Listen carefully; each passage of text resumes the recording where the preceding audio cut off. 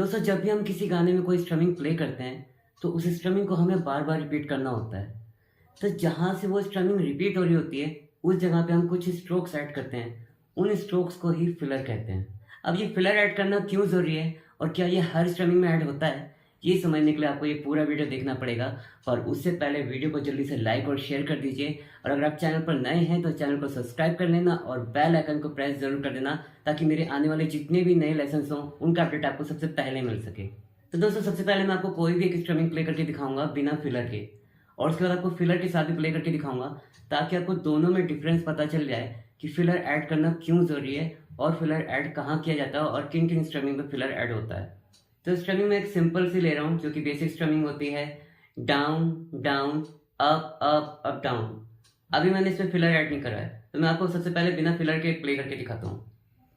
Down down up up up down, down down up up up down, down down up up up down. अब आपने notice किया होगा कि मैं strumming को रिपीट तो कर रहा हूँ, पर बार बार मेरा हाथ रुक जा रहा है स्ट्रमिंग कंप्लीट होने के बाद। वहाँ पे जैसे कि गैप आ रहा हो, बार बार हाथ कॉन्टिन्यूसली रिपीट नहीं हो पा रहा है, रुक के आ रहा है जब भी मैं इस तरीके से प्ले कर रहा हूँ। Down down up up up down, यहाँ पे हाथ रुक जा रहा है जबकि ये हाथ कॉन्टिन्यूसली वापस आना चाहिए था। तो इस गैप को भरने के लिए मैं कुछ स्ट्रोक्स ऐड करूँगा, उन स्ट्रोक को ही हम फिलर कहेंगे। और जो हमारा फिलर जो होगा वो होगा डाउन अप। बस ये दो स्ट्रोक्स मैं ऐड करूंगा, डाउन अप। तो अब फिलर के साथ ये स्ट्रमिंग मैं आपको प्ले करके दिखाता हूँ कि फिर वो कैसा साउंड करेगा।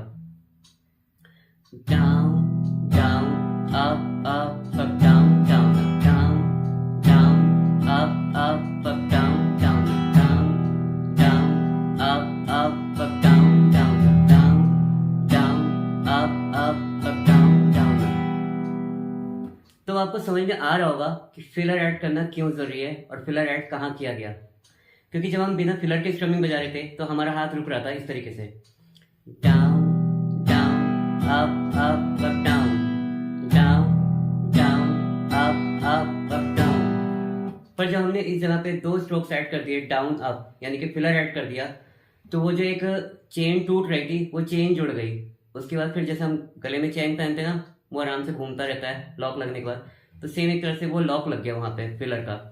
तो फिर स्ट्रमिंग हमारी कैसे प्ले हो रही थी, down down up up up down down down down up up up down down down down up up up down down. दोस्तों, अब आपको समझ में आ गया होगा कि फिलर क्या है और फिलर को स्ट्रमिंग में कहाँ ऐड करते हैं और क्यों ऐड करते हैं। पर जरूरी नहीं कि फिलर सिर्फ डाउन अप ही हो, फिलर डाउन अप भी हो सकता है या किसी भी तरीके का हो सकता है, क्योंकि अलग अलग स्ट्रमिंग्स में अलग अलग रिक्वायरमेंट होती है। बस फिलर का काम इतना ही है कि हम इसको स्ट्रमिंग के एंड में जोड़ते हैं ताकि स्ट्रमिंग फ्लो में रिपीट हो सके।